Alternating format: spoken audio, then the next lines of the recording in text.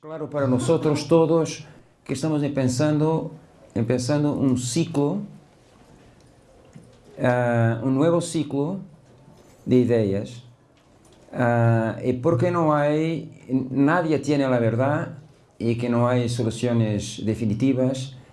Hoy la discusión, el debate, las ideas tienen una centralidad enorme y por eso encuentros como este son muy importantes, sobre todo lo que es el caso, porque estamos hablando sobre algo que para nosotros es muy importante, que es el ordenamiento del territorio. Claro que hay un otro problema que que aquí estará ausente, que es, aquí estamos hablando para convertidos, ¿no? Eso es importante, pero más importante aún es hablar para no convertidos, y es lo que hago ahora, hay que decirlo. Como académico, es lo que hago ahora, es sobre todo hablar para no convertidos, que es una cosa muy interesante. Bueno, voy a hacer mi presentación en portuñol, como bien en portuñol un poco raro, porque es una combinación de portugués de Portugal con castellano de España. Podría hablar alemán, pero que creo que Marilyn creo que no es posible. Y podría hablar, claro, portugués de Portugal, pero que tendría que ser muy despacio y sé que hay problemas. Los slides son en portugués, pero verán que es muy... Bueno, hay colegas brasileños, ahí es fácil. Y para los otros creo que será fácil entender lo que voy a decir, espero.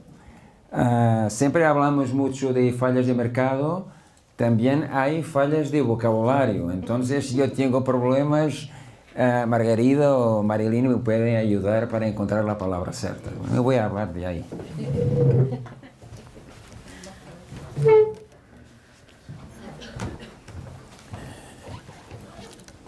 Bueno.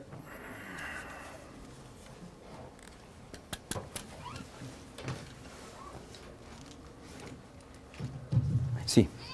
Bueno. Ordenamiento territorial y políticas sectoriales. Esto es el reto, y es un reto muy importante para todos nosotros que hablamos y que trabajamos con ordenamiento territorial, que es una política pública.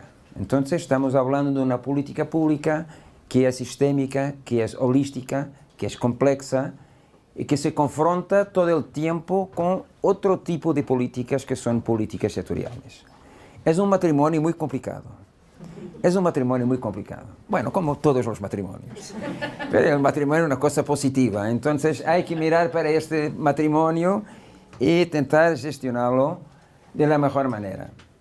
¿Cómo garantizar esta relación entre política pública de ordenamiento territorial y otras políticas sectoriales?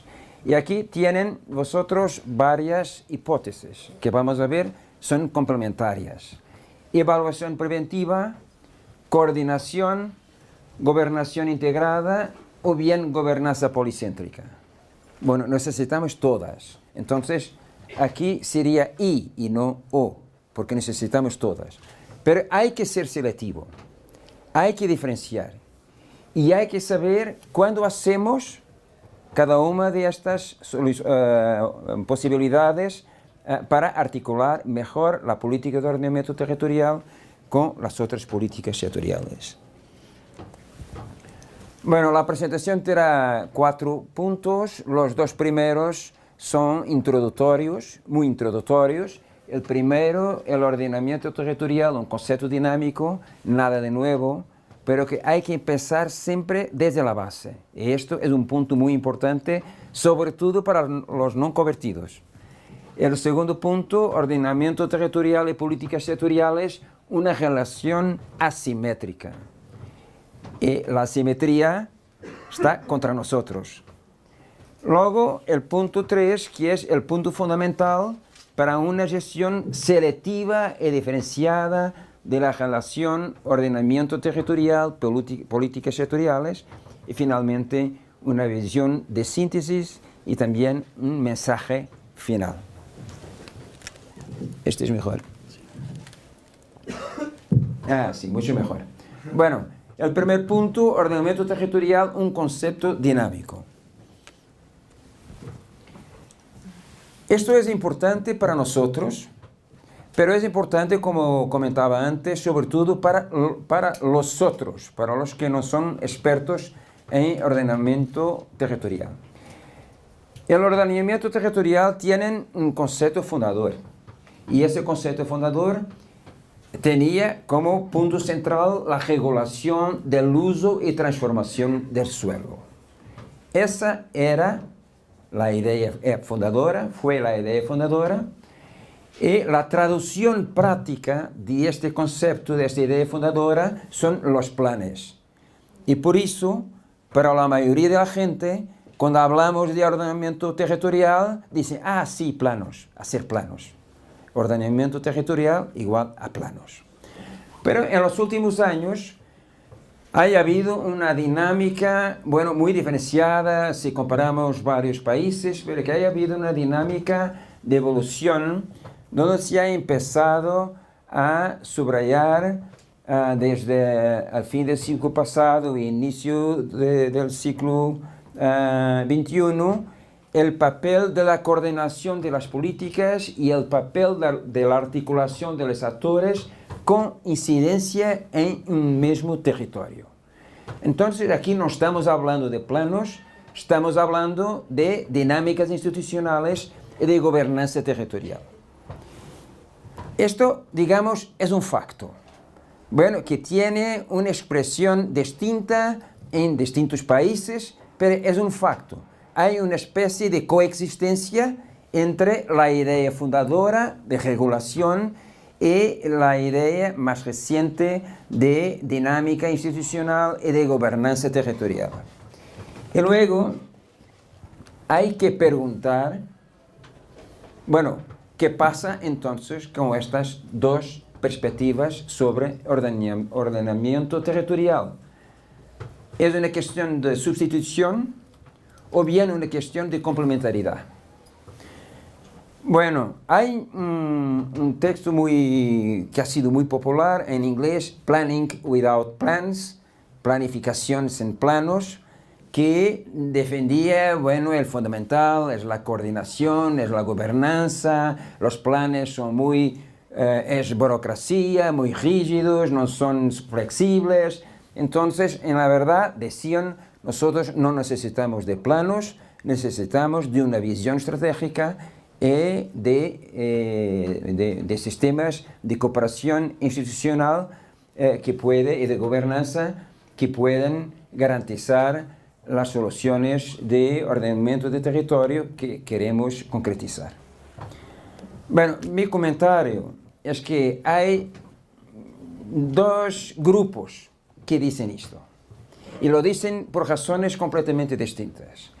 Unos, sobre todo en la Europa Central, estoy pensando en Holanda, pero no es solo Holanda, donde hay ciudadanos muy exigentes y donde hay instituciones muy capacitadas, y nosotros podemos comprender que este discurso, una especie de narrativa, tiene algún sentido, porque las instituciones y los ciudadanos hacen lo que en nuestros países muchas veces solo la ley consigue garantizar su concretización. Pero que hay un otro grupo con la misma narrativa, y en la verdad, para ellos, cuando hablan de planificación sin planes, lo que están diciendo de una manera más sofisticada es la desregulación neoliberal. Nosotros no queremos regulación, no es necesario, es un obstáculo a la dinámica económica, etc. Entonces, hay finalmente dos grupos muy distintos que pueden defender esta situación, esta idea de sustitución. No es mi posición, creo que no hay sustitución, hay una complementariedad. Y entonces la primera cuestión, que es muy importante para nosotros y muy importante para los otros, que no son de ordenamiento de territorio, es cómo combinar de forma selectiva y diferenciada las componentes de regulación y las componentes de coordinación. Esa es la cuestión. No hay una respuesta, porque eso depende de los objetivos, de los contextos, depende de muchos factores, pero creo que es la primera cuestión que nosotros tenemos que colocar. Y para mí, la discusión, sustitución o complementariedad es una falsa cuestión, porque yo no acredito en la perspectiva de la sustitución. Sí en la perspectiva de la complementariedad, y entonces esta es la cuestión que tenemos que averiguar y para la cual, para cada situación, para cada contexto, para objetivos distintos, tenemos que definir la solución que consideramos más equilibrada. Entonces, esta es la posición que estará presente en toda mi presentación. El segundo punto introductorio también, muy corto, es sobre esta idea, ordenamiento territorial y políticas sectoriales, una relación asimétrica. Sí, que hay una relación asimétrica, todos nosotros lo sabemos bien. ¿Y por qué? Bueno, los factores son conocidos. Hay aquí una lista de 5, pero que podrían ser más, pero podrían ser menos. Y una vez más, depende del contexto nacional, contexto regional, etc. Bueno, creo que es importante subrayar varios. Uno, es que el ordenamiento territorial en cuanto política pública autónoma es muy reciente. Claro que había planificación, claro que había urbanismo, que tiene una historia muy longa, pero la idea como la tenemos hoy de ordenamiento territorial como política pública autónoma es muy reciente. Y, por ejemplo, en Portugal, solo hace más o menos 20 años, habíamos tenido la primera ley nacional que ha definido el ordenamiento territorial como una política pública autónoma, con sus instrumentos, con sus objetivos, y al mismo nivel que otras políticas, como la política ambiental, la política de transportes, todas las otras políticas. Eso ha sido un paso muchísimo importante, porque hasta ahí sí se hablaba de ordenamiento territorial, pero que no era una política autónoma. Era una cuestión técnica, era un conjunto de instrumentos, pero que no era una política.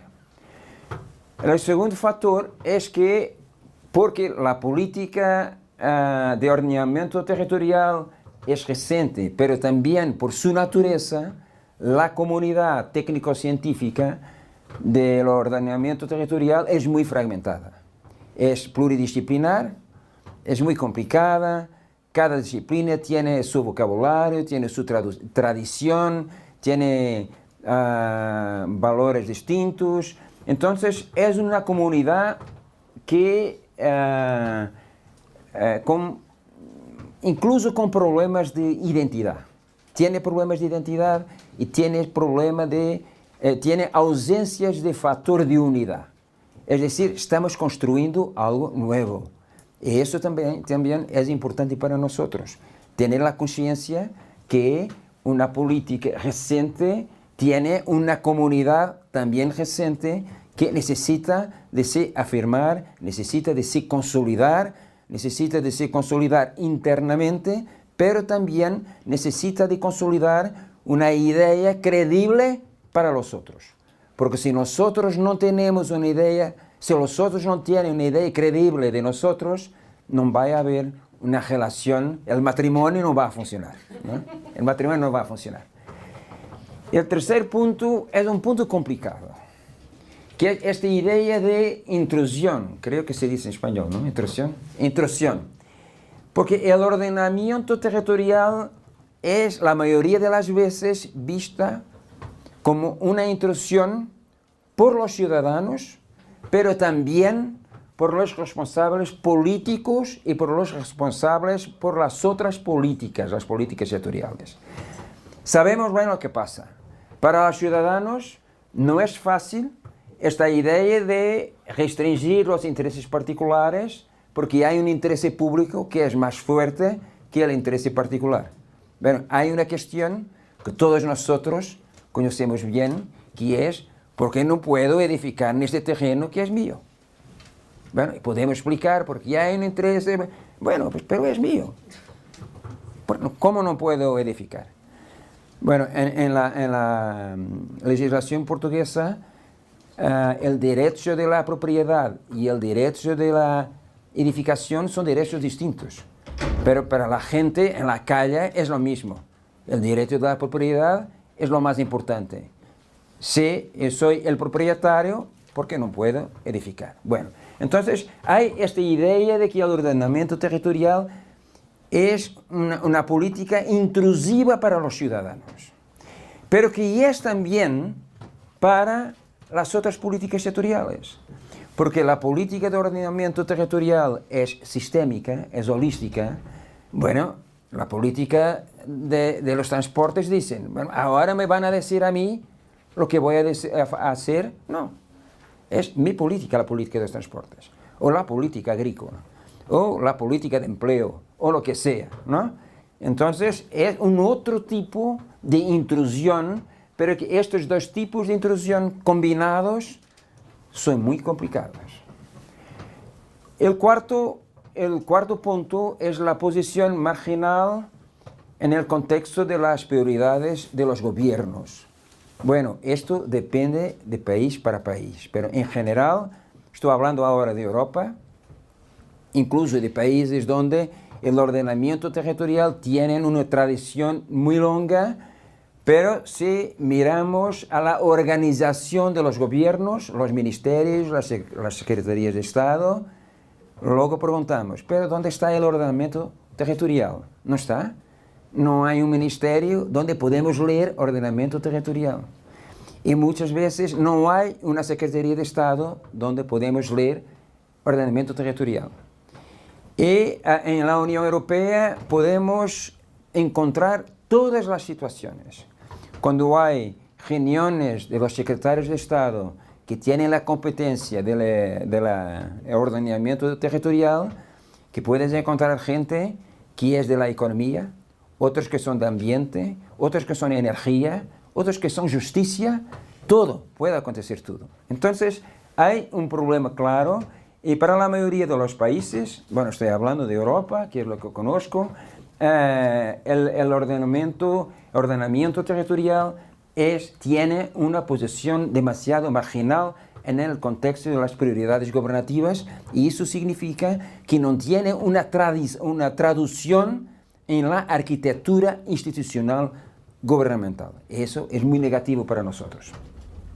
Y finalmente, este punto es la ausencia o la debilidad de movimientos sociales o organizaciones no gubernamentales defensores de las políticas de ordenamiento territorial, como pasa, por ejemplo, con la cuestión ambiental, donde hay movimientos sociales muy fuertes, o con cuestiones sociales, donde hay movimientos y organizaciones no gubernamentales que son defensores, son, digamos, aliados de los expertos, de los que desarrollan su trabajo en ordenamiento territorial. Nosotros no tenemos eso. Es por eso que yo siempre digo que la política de ordenamiento territorial es una política fraca cuando comparamos con las otras, porque hay una relación asimétrica, muy asimétrica, entre la política de ordenamiento territorial y políticas sectoriales que son más antiguas y sobre todo que tienen un reconocimiento político y social más fuerte. ¿Esto es un problema? Sí, claro que es. ¿Pero es insoluble? No. No. Es que hay que combatirlo. ¿Y que hay que combatirlo cómo? Bueno, vamos a ver un poco, una vez más, no hay soluciones únicas. Débil. Débil. Una política débil. Gracias, la traductora. Sí, débil. Una política débil. Entonces tenemos políticas débiles y políticas, digamos, fuertes, y la nuestra política es una política débil. Como comentaba, ¿eso es un problema? Sí. ¿Pero es un problema que no podemos ultrapasar? No. ¿Qué tenemos que hacer? Bueno, vamos a ver un poco. Sobre todo tenemos que tener ideas tenemos que discutir, tenemos que, tenemos que concretizar nuestras ideas. Esta es una tipología, podría ser otra, es una tipología que creo que nos puede ayudar a pensar o a responder a la cuestión anterior. Una tipología de políticas públicas en función de su relación con el territorio. Y tenemos aquí 4 tipos de políticas públicas. La primera son las políticas territoriales explícitas. Bueno, estamos en casa, es nuestra casa, ¿no? Las políticas territoriales explícitas, donde tenemos, la verdad, varias políticas. Tenemos la política de ordenamiento territorial y luego tenemos también políticas que por veces son incompatibles. Tenemos otras políticas de desarrollo territorial, bueno, políticas urbanas, políticas rurales, políticas regionales, políticas locales, son muy distintas, por veces son incompatibles, pero tienen en común que son políticas territoriales explícitas. Esto es, aquí no hay que explicar por qué razón el territorio es importante. Esa cuestión no es necesaria. Hay otras cuestiones. Luego tenemos lo que aquí llamaré las políticas territoriales implícitas. Y estas son las más complicadas, porque ellas son territoriales, pero implícitamente. Esto es, sus responsables no consideran sus políticas territoriales, son políticas sectoriales. Pero ellas son territoriales implícitas por 2 razones. La primera razón son políticas que estructuran el territorio. Y la cuestión de los transportes es la más evidente, pero hay otras, energía, etcétera, etcétera. Y hay las políticas que ocupan el territorio. Y la agricultura y la floresta son los ejemplos más claros, pero que hay otras, la biodiversidad y hay otras. Entonces, quizás aquí esta articulación es la articulación más complicada y lo que podemos ver en muchos países, aquí no sé, siempre estoy hablando de Europa, ¿eh? Vosotros tienen que traducir para vuestra realidad. Pero en Europa lo que pasa es que las políticas territoriales implícitas son mucho más importantes do que las políticas territoriales explícitas. ¿Quién estructura el territorio? Los transportes. ¿Quién ocupa el territorio? La agricultura y la floresta. Y la mayoría de las veces, las políticas de ordenamiento territorial y las políticas de desarrollo territorial tienen un efecto relativamente marginal. Bueno, luego tenemos las políticas sectoriales territorializadas. Son nuestras amigas. Y depende de país para país. Que podemos tener, por ejemplo, una política de empleo que es territorializada, porque tiene medidas y criterios distintos para territorios distintos. Podemos tener una política sectorial, una política para la innovación que es territorializada, porque tiene también criterios distintos para distintas regiones. Entonces, aquí son nuestros enemigos, ¿no? Y aquí son nuestros aliados. Y que además, muchas veces, desde un punto de vista político, los responsables por las políticas sectoriales quieren territorializar sus políticas y no saben cómo hacerlo. Esto es muy interesante. He tenido muchas discusiones con ministros de varios sectores que decían, claro, para mí es evidente que tengo que territorializar mi política, pero ¿cómo hacerlo? La cultura. ¿Hay que territorializar una parte de la política de la cultura? Creo que sí, pero no sé cómo hacerlo. Bueno, y ahí tenemos una contribución muy importante a hacer. Y luego tenemos un cuarto tipo de políticas, lo que llamo las políticas sectoriales territorialmente cegas. Se dice cegas, ¿no? Cegas, sí, territorialmente cegas. Es decir, las políticas que miran a un país como un punto o como un espacio completamente homogéneo, ¿no? Claro, la política de defensa, la política de negocios, de ciertas políticas, claro, por su naturaleza son territorialmente cegas, algunas, pero otras no deberían ser. La económica, generalmente. La económica, bueno, la económica puede estar aquí, o puede estar aquí, o puede estar aquí, depende. Bueno, esta tipología para mí es muy importante. ¿Por qué? Porque la tipología, como cualquier tipología, es una tipología general. Ahora hay que mirar para esta tipología desde un punto de vista dinámico. Por ejemplo, en Portugal, las políticas sectoriales territorializadas no son las mismas, depende de los gobiernos, etc. Y hay que mirar también porque hay distinciones muy relevantes entre distintos países. Pero creo que la tipología es útil porque nos ayuda a pensar a cómo responder a la cuestión central. Y la cuestión central es política de ordenamiento territorial y políticas sectoriales. Porque en esta segunda parte de la ecuación, políticas sectoriales, podemos tener políticas sectoriales de este tipo o de este tipo. Entonces estamos hablando de relaciones completamente distintas. Y hay que diferenciar. Eso es mi punto fundamental. Cómo gestionar la relación asimétrica, porque sigue siendo asimétrica, cómo gestionar la relación asimétrica que existe entre la política de ordenamiento territorial y las distintas políticas sectoriales.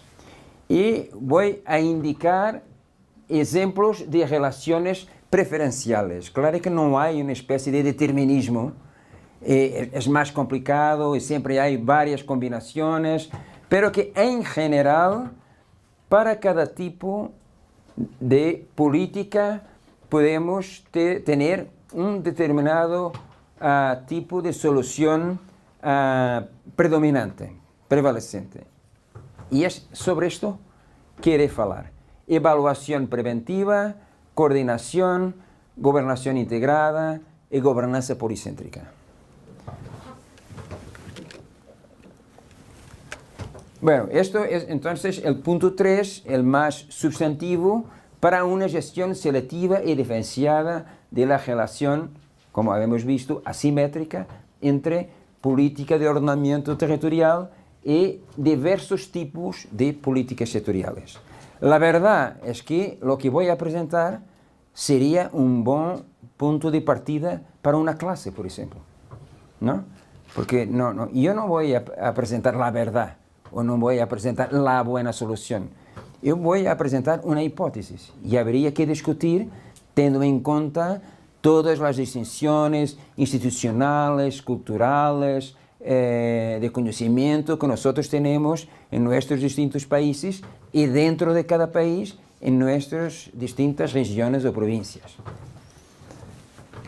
Por eso lo que voy a decir es muy esquemático. Hay que profundizar y sobre todo hay que aplicar a casos concretos.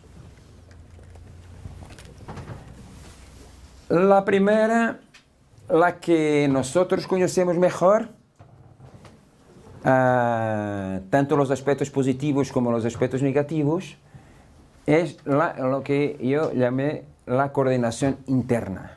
Es decir, estamos hablando de políticas territoriales explícitas.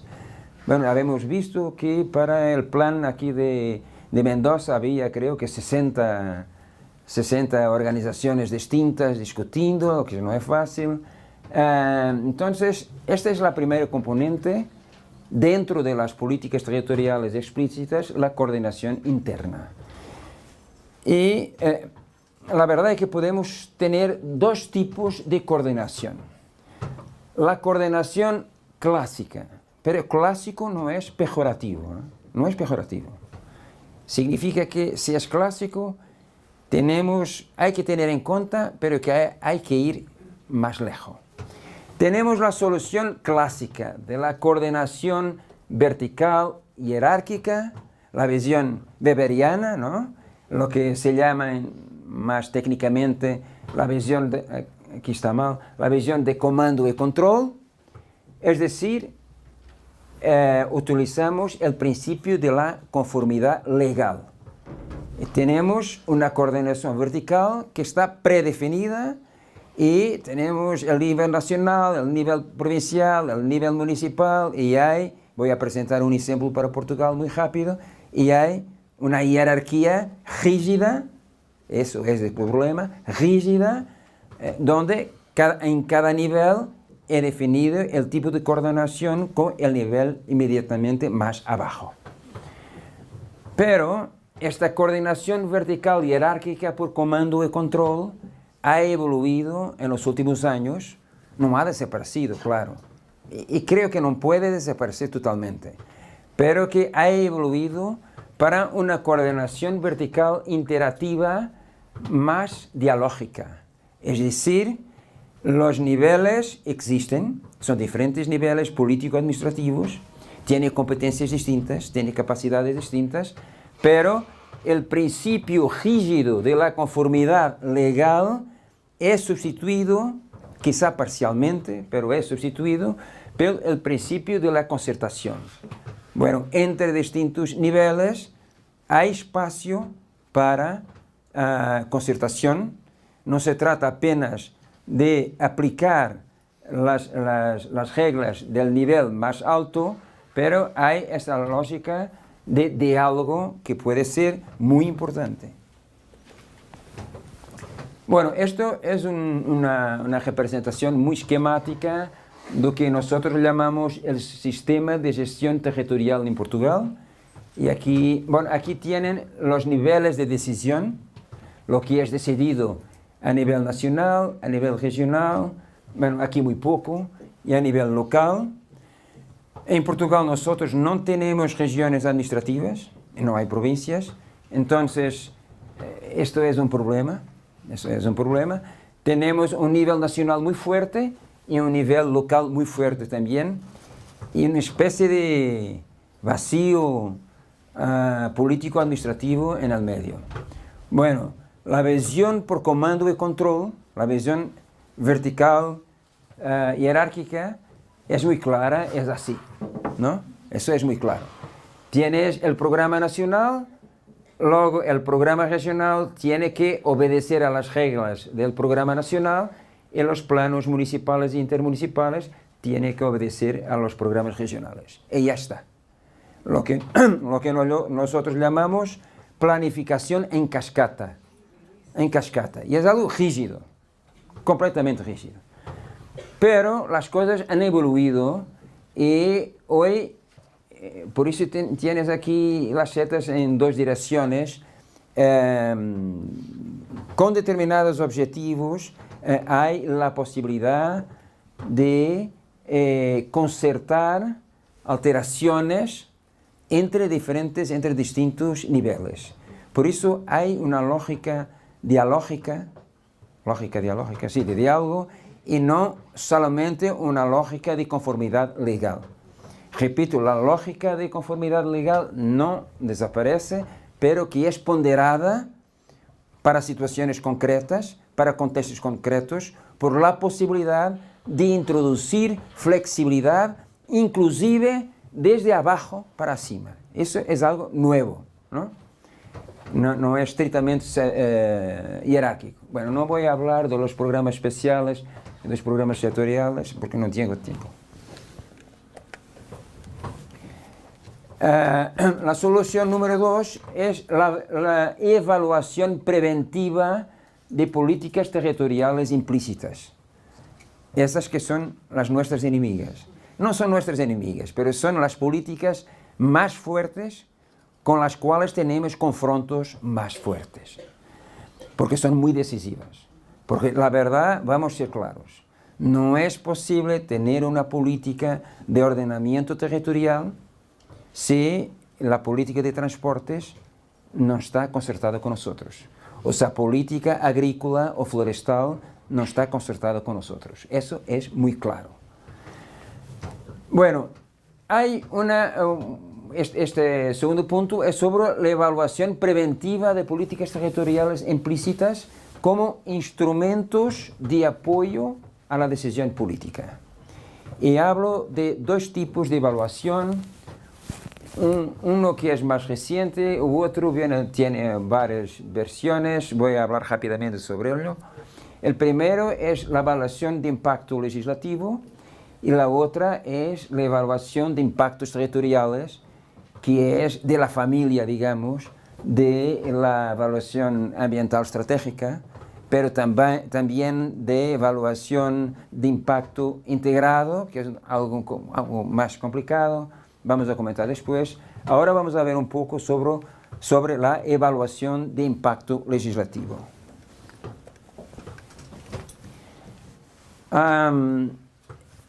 Esta evaluación de impacto legislativo es digamos que es un instrumento relativamente reciente.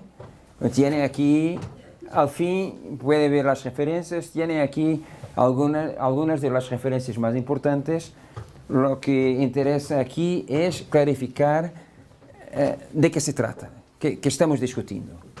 Bueno, la finalidad es identificar y evaluar potenciales impactos de una nueva legislación. Se trata de una evaluación ex ante, ¿no? Antes de la legislación, los potenciales impactos de una nueva legislación en dominios específicos, donde podemos ter, por ejemplo, el ordenamiento territorial o bien el desarrollo territorial. Este instrumento ha sido muy utilizado para tópicos más horizontales como la sustentabilidad o como la igualdad de género. Ha sido muy utilizada y bueno, el criterio principal es aumentar la consistencia y la coherencia entre distintas políticas públicas, y el ejercicio es simple, es relativamente simple. Se trata de construir un formulario que tiene una serie de cuestiones y que el ministerio que propone una nueva ley tiene que preencher, tiene que... Ponderar. ¿Sí? ¿Eso? No, tiene que escribir, tiene que decir para los otros ministerios, tiene que hacer ese análisis diciendo, esto, que se trata, como si ponemos unas gafas, ¿no? Con una lente voy a mirar esa legislación desde el punto de vista del territorio, o de igualdad de género, o de la sustentabilidad. Eso es importante, ¿eh? Hay una política de transportes, entonces, y hay una nueva ley, un nuevo programa nacional de transportes. Entonces, el gobierno y el ministerio que tiene la competencia de los transportes, cuando propone un nuevo programa, una nueva ley, tiene que preencher ese formulario diciendo cuáles son los impactos potenciales previsibles de la ley. Y eso es muy importante porque cuando se van a discutir la ley en el Consejo de Ministros, los otros ministros tienen algo que dicen, bueno, esta política, que es una política muy buena para los transportes, pero tienen impactos que pueden ser negativos desde un punto de vista, por ejemplo, de las asimetrías territoriales o de la cohesión territorial. Eso es como llamaba, una evaluación preventiva que es muy importante, que está dando los primeros pasos en Portugal para temas muy específicos, pero que se puede usar desde el punto de vista de los impactos territoriales. Esta otra evaluación de impactos territoriales, es en cierto sentido próxima de la evaluación ambiental estratégica.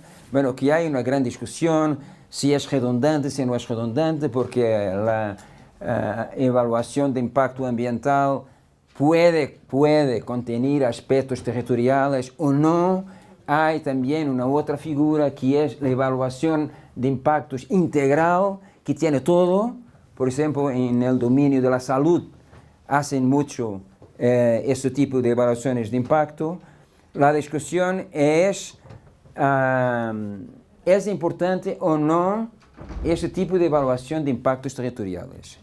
En Europa ha sido sobre todo la Comisión Europea que ha que está estimulando la utilización, el recurso a este tipo de evaluación para políticas, programas o proyectos muy grandes que tienen impactos muy significativos en el territorio.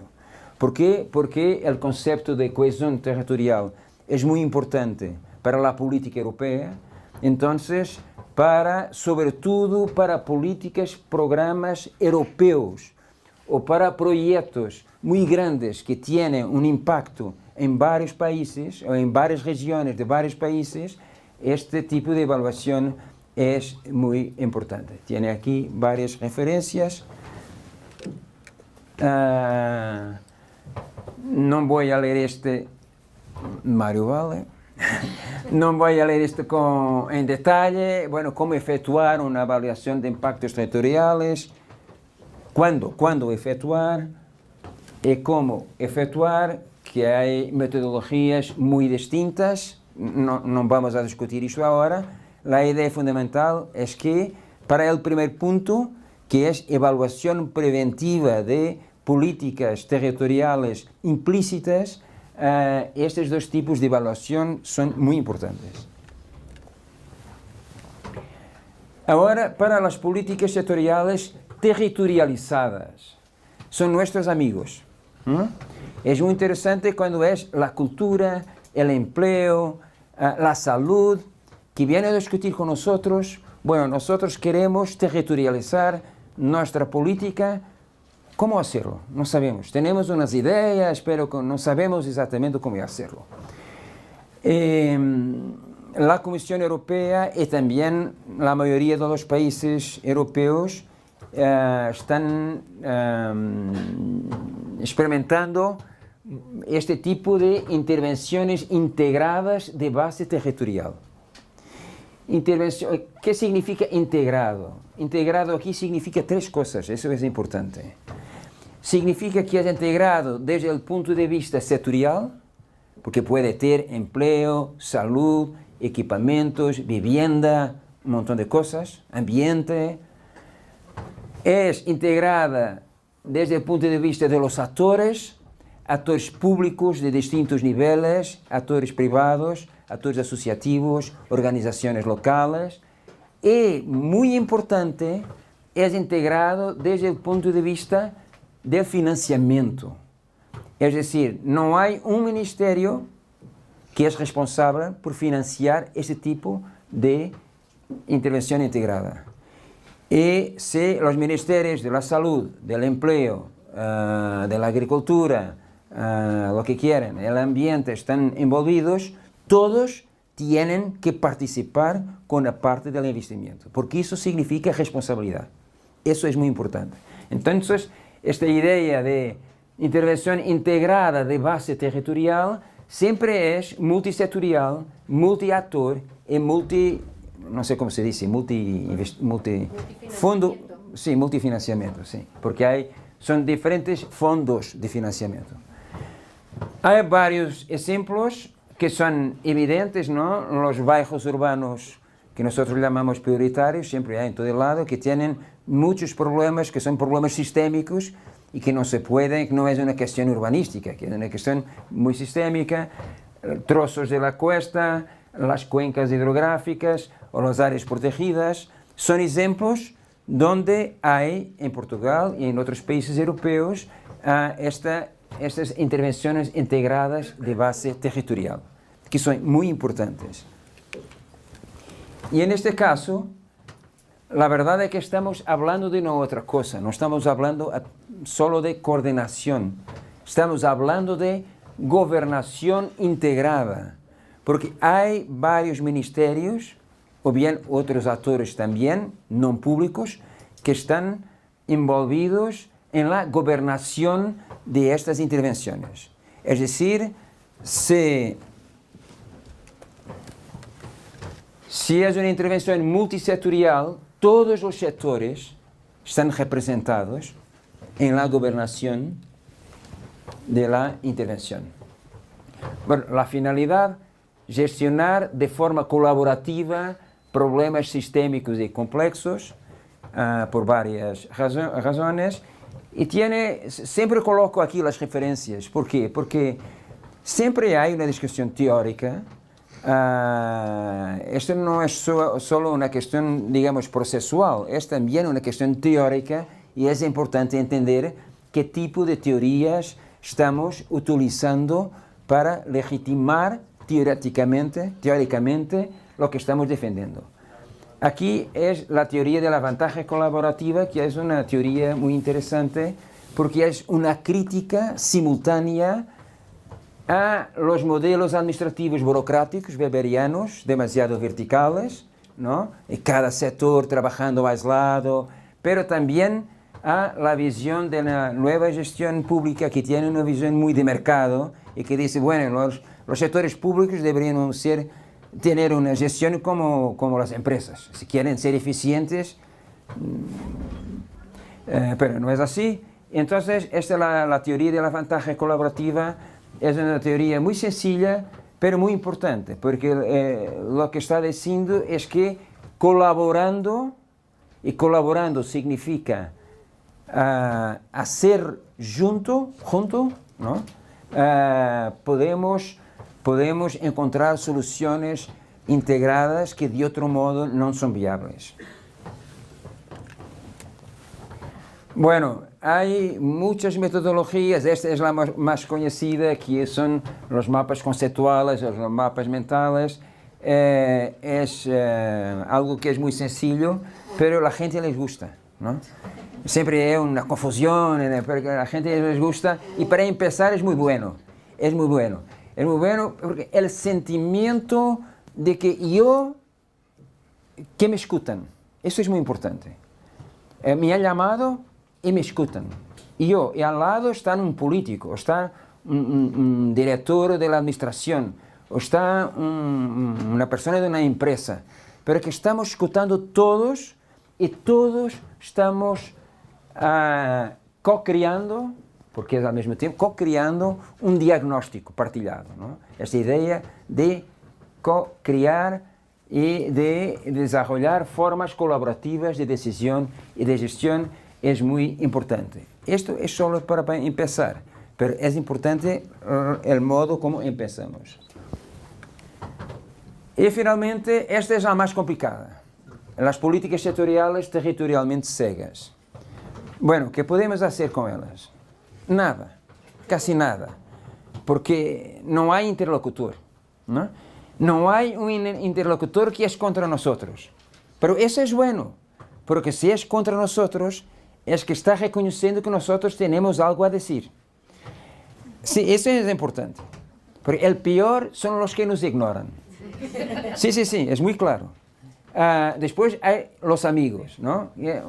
Bueno, vamos a ver cómo podemos hacerlo juntos. Muy bien, vamos a trabajar juntos. Pero estos son los más complicados. Políticas sectoriales territorialmente cegas y, bueno, depende del tipo de política que estamos hablando, porque hay políticas por su naturaleza que son territorialmente cegas y eso no es un problema.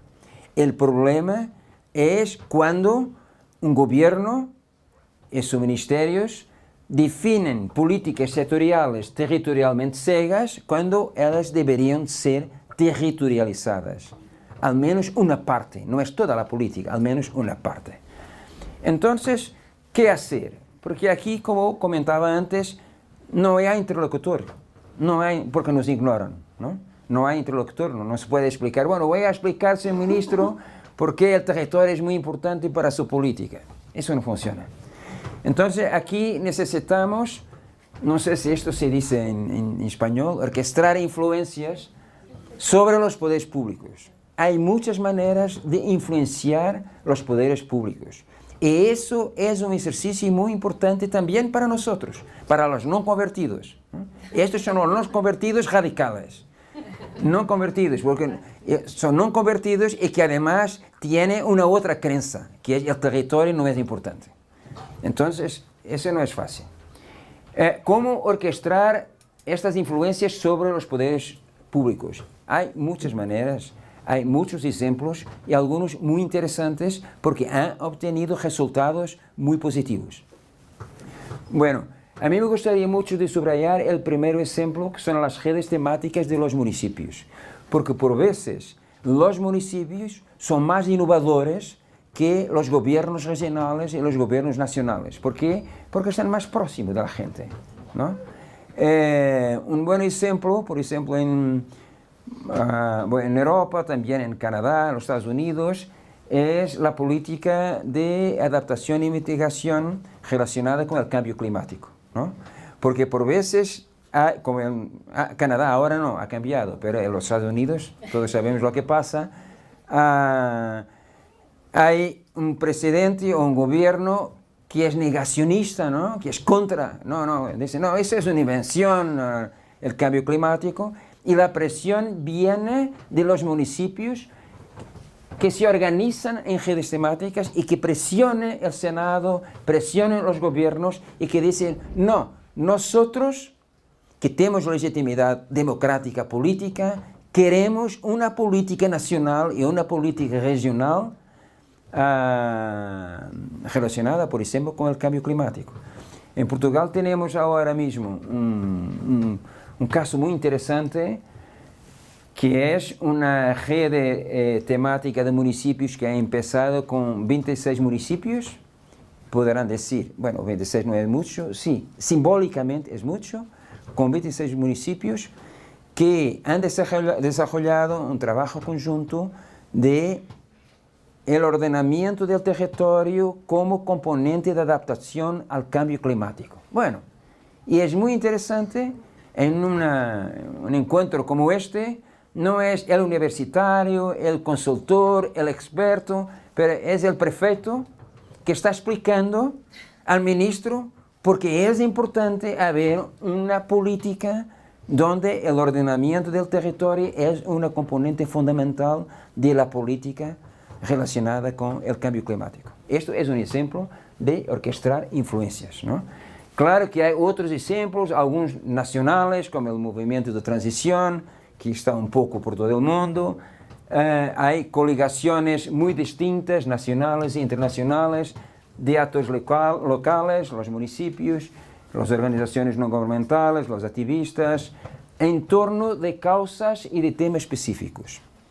Lo que importa, y esto está siendo desarrollado en varios países, es mapear este tipo de coligaciones regionales, nacionales o internacionales de actores locales muy distintos que están defendiendo o bien causas o bien temas que no es el mismo, o bien causas o bien temas específicos que están presionando los gobiernos regionales y los gobiernos nacionales e incluso en Europa la Comisión Europea, que están presionando desde abajo para políticas distintas y donde la cuestión del ordenamiento del territorio puede ocupar un papel central. Por ejemplo, en el gobierno inglés anterior, es interesante, el primer gobierno donde la cuestión climática se ha expresado en el nombre de un ministerio. El ministerio se llamaba, felicidad, el ministerio se llamaba Cambio Climático y Ordenamiento del Territorio. Climate Change and Special Planning. Bueno, para nosotros, ha desaparecido el ministerio, es verdad, porque ha habido... No, pero que no. Hay un legado, el legado está en los municipios, una vez más, eso es importante, el legado está en los municipios. Lo que pasó, como siempre, es que vivimos en un mundo, obviamente, de intereses asimétricos. Y los que defienden la mitigación son mucho más fuertes porque hay mucho negocio con la mitigación y no hay negocio con la adaptación. Ese es el problema. Por eso, nuestro aliado en relación a la adaptación a los cambios climáticos son los municipios. Porque los municipios están viviendo los problemas todos los días. Y los otros están haciendo negocios con la mitigación, claro, eficiencia energética, todo eso es muy importante y que además es muy lucrativo. La adaptación no es negocio, pero es muy importante. Entonces, esta idea de políticas sectoriales territorialmente cegas es importante porque corresponde a las situaciones donde no hay un interlocutor político a nivel nacional, pero que hay movimientos, redes, coligaciones que presionen desde abajo para que las cosas van a cambiar. Y algunos de esos temas, algunas de esas causas incluyen el ordenamiento territorial. Y eso es importante. Y nosotros tenemos que estar ahí, en esos movimientos, en esas coligaciones. Porque por veces, y eso es muy curioso, ha estado en encuentros donde gente de estas coligaciones estaban defendiendo el papel fundamental del ordenamiento de territorio. No son expertos en ordenamiento de territorio. Entonces son terceros que están diciendo eso. ¿Dónde estamos nosotros? Tenemos que ir ahí, ¿no? Para ayudar, decir cómo hacerlo y para discutir, etc. Bueno, para terminar, porque estoy hablando muchísimo. Sí, bueno, esto es la gobernanza policéntrica. Es muy difusa, muy compleja. Su finalidad es colmatar, no sé si se dice en español colmatar fallas de coordinación pública. Es decir, como decía, no hay interlocutor público, entonces hay que hacer algo y las redes translocales y transnacionales de distintos tipos de actores pueden ser esencial desde este punto de vista de gobernanza policéntrica. Esto es, no hay una estructura verticalizada, centralizada, es una estructura un poco inorgánica, una estructura policéntrica, pero que hay gobernanza, hay cooperación, hay coordinación, y eso significa que puede haber efectos concretos sobre la decisión pública. Para terminar, la visión de síntesis. Esto para mí es el fundamental para pensarmos y para discutir. Bueno, la cuestión que yo he colocado al inicio es la relación entre la política de ordenamiento territorial y las distintas políticas sectoriales, con la tipología que he definido, los 4 tipos de políticas sectoriales. Y la cuestión es, esta relación necesita de una gestión selectiva y diferenciada. Es decir, no basta subrayar todo el tiempo, necesitamos de más coordinación. Sí, eso es verdad, pero esto no es nada. Bueno, vamos a ser claros, esto no es nada. No es nada. Precisamos de más coordinación, pero ¿qué tipo de coordinación? ¿Cómo nos vamos a coordinar? ¿Por qué? Bueno, entonces tenemos que ir más allá. Bueno, siempre hay estas dos lógicas, la lógica del gobierno, donde estamos hablando solo de actores públicos unos con los otros, y la óptica de la gobernanza, donde tenemos actores públicos y actores no públicos. Y podemos definir aquí varios tipos de situaciones.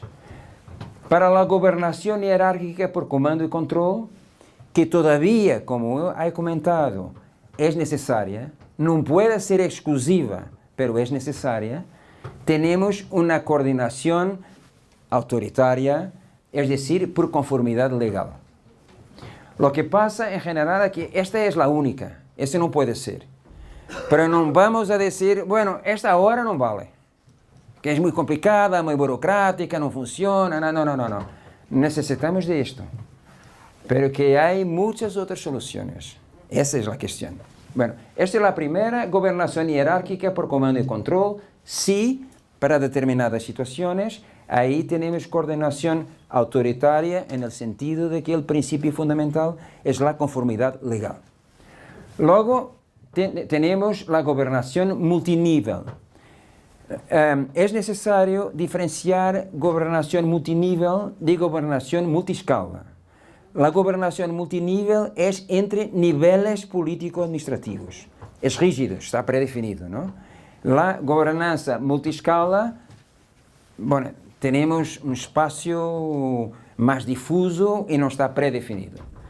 Para la gobernación multinivel, además de esta coordinación autoritaria por conformidad legal, tenemos que desarrollar más la coordinación dialógica, esto es la concertación.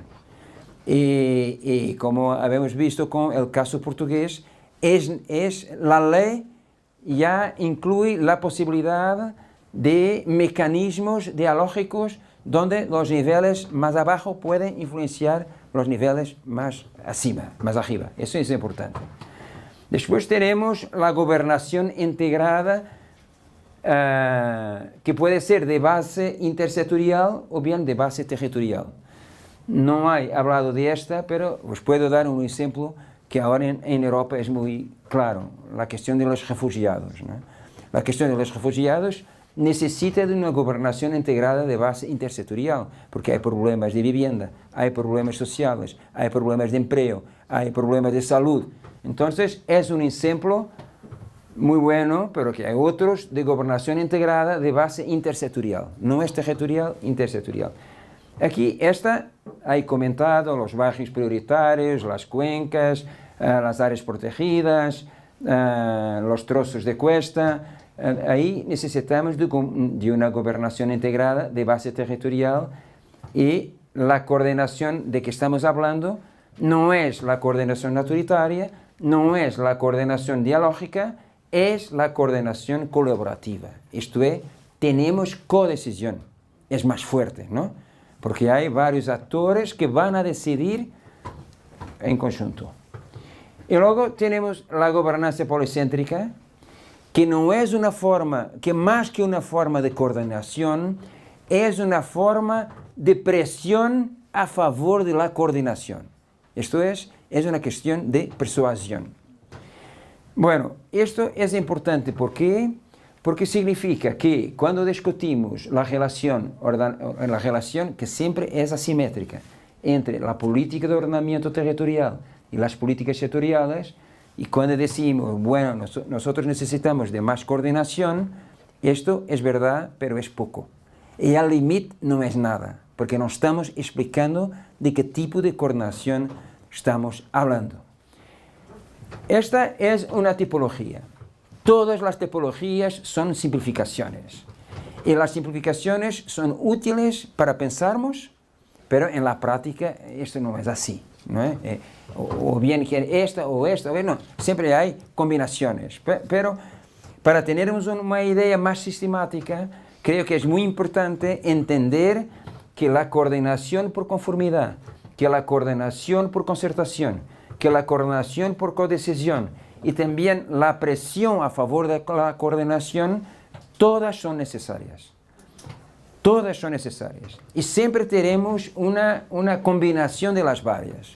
Pero dependiendo de lo que estamos hablando, del programa, de la política, entonces el peso relativo de esos varios tipos de coordinación será distinto. Por eso tenemos que ser selectivos y diferenciados.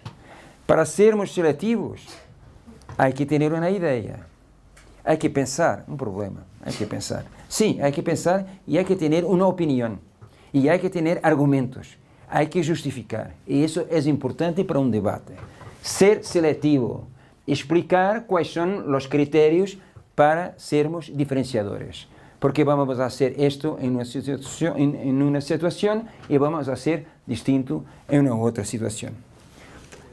Para terminar, la mensaje final, 6 condiciones críticas para mejorar la coordinación, pero aquí la coordinación incluye los distintos tipos de coordinación, ¿no?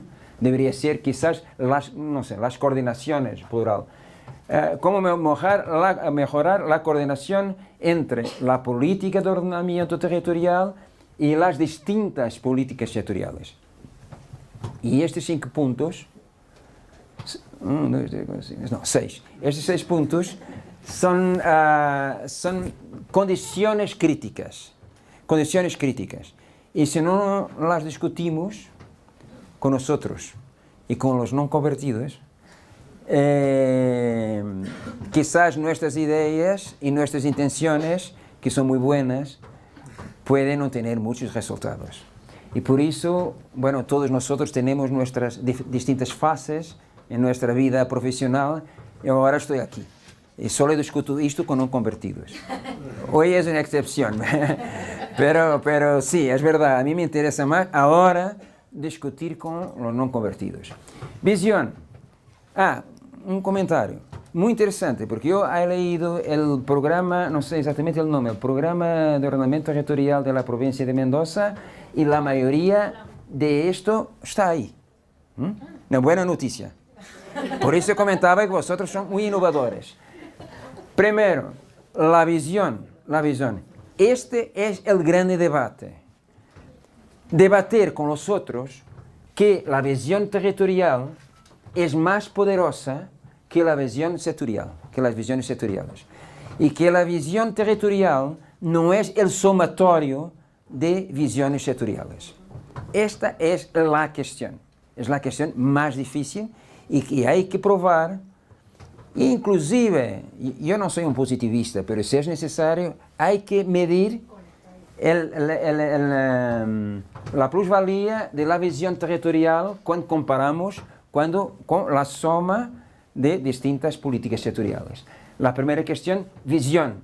Afirmar la visión territorial, afirmar el carácter distintivo, no es mejor o peor, el carácter distintivo de la visión territorial cuando comparada con la división sectorial.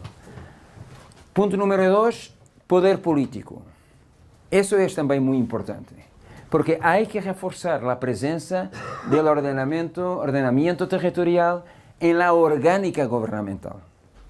Si el ordenamiento territorial no es un ministerio, no es una Secretaría de Estado, no está en ningún lado, que está disperso, pero no tiene peso, no tiene visibilidad, no se puede hacer nada, ¿no? Entonces hay que reforzar y cualificar la presencia del ordenamiento territorial en la orgánica gubernamental. No voy a decir, nosotros necesitamos de un ministerio de ordenamiento territorial, sería demasiado. Pero una Secretaría de Estado, sí, y una Secretaría de Estado con peso político y con competencia técnica. Eso es muy importante, porque en un gobierno donde el ordenamiento territorial no es valorizado, no podemos hacer la mayoría de las cosas que estaba comentando antes. El tercer punto, la visibilidad. Esto es evidente para la sustentabilidad, es evidente para la igualdad de género, es evidente para todos los temas que hoy tienen una presencia muy importante en las agendas políticas, académicas y mediáticas. Pero el ordenamiento del territorio no tiene. Y que además, como comentaba antes, no solo no tiene visibilidad, como es vista negativamente como una intrusión. O sea, o bien que no tenemos visibilidad, o bien que tenemos una visibilidad negativa. Y eso es terrible. Y hay que combatir para invertir esta visión. En Portugal, pero que hay en todos los países, hay una narrativa que dice, el ordenamiento del territorio es una economistas, claro, es una externalidad negativa para la economía. ¿Así? ¿Me puede explicar por qué? Siempre hay un buen ejemplo de Suecia, de Finlandia, para decir, no, hay que pensar un poco más sobre eso, porque creo que no será así. Sí, pero eso es un problema, o bien que no tenemos visibilidad, o bien que tenemos una visibilidad negativa. El otro punto que tiene que ver con esto es la conciencialización. Claro, nosotros necesitamos de los ciudadanos. Concientización. Eso es muy complicado. Vosotros traducen. ¿Qué? Necesitamos de tener conciencia, sí. Conciencia. De tener conciencia. Necesitamos de una cultura ciudadana de territorio y una cultura ciudadana de ordenamiento territorial. Y eso es posible. Hoy tenemos en las escuelas una cultura ciudadana ambiental. Y empieza un poco. Una cultura ciudadana de igualdad de género y de inclusión social, un poquito. Pero está cambiando. Pero ordenamiento de territorio, no, nadie habla. Acción, y aquí sí, este es un recado para nosotros, y un recado muy serio. Nós necessitamos de consolidar uma comunidade epistémica de ordenamento territorial coesa e com reconhecimento político por los ciudadanos y por las empresas también. Bueno, GIDOT, bueno, eso es la misión de GIDOT, ¿no? Y la misión, quizá todos nosotros que trabajamos o damos clases sobre ordenamiento de territorio. Pero esto, digamos que es ajomar la casa. Tenemos que ajomar nuestra casa. Y nuestra casa es muy dividida, los arquitectos, los geógrafos, los ingenieros, es muy dividida, poco organizada, y hay pasos que tenemos que dar. Y finalmente, la capacitación institucional, pero aquí para subrayar las competencias relacionales. Y aquí es también para nosotros, universitarios, porque nosotros en las clases creo que no estamos mal, bueno, creo que no estamos mal en las competencias técnico-científicas, ¿no? El conocimiento, pero ¿qué pasa con las competencias relacionales? ¿No? La capacidad de diálogo, de mediación, de negociación, de concertación, lo que los ingleses llaman las soft skills. Bueno, si vamos a una asignatura de planning, de planificación en Inglaterra, que van a hablar sobre esto. Y van a hablar sobre ética, y van a hablar sobre otras cosas que nosotros consideramos un poco, bueno, estamos a empezar y hay que mejorar muchísimo.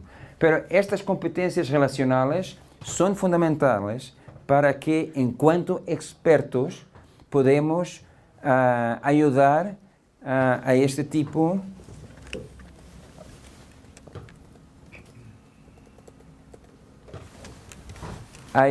de coordinación, la coordinación dialógica y la concertación.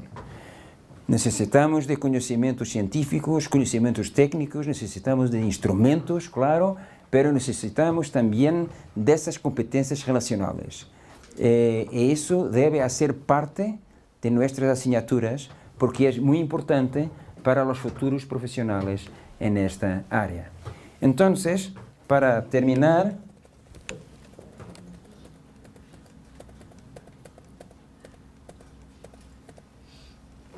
esto es el título y la pregunta: ¿cómo articular la política de ordenamiento territorial y la política sectorial? Mi mensaje es: esta no es una misión imposible, pero es una misión difícil y es una misión necesaria. Para eso, redes como GIDOT, encuentros como estos, todo lo que sea investigación, acción, envolviendo la administración, todas las iniciativas que la universidad pueda desarrollar con la componente política, con la componente técnica de la administración, con los ciudadanos, con las empresas, es muy importante para consolidarnos nosotros en cuanto a una comunidad epistémica autónoma, para ganarmos mayor visibilidad, para ganarmos mayor peso en términos de diseño de políticas públicas y para garantizar, esa es la finalidad, un territorio más sustentable. Gracias.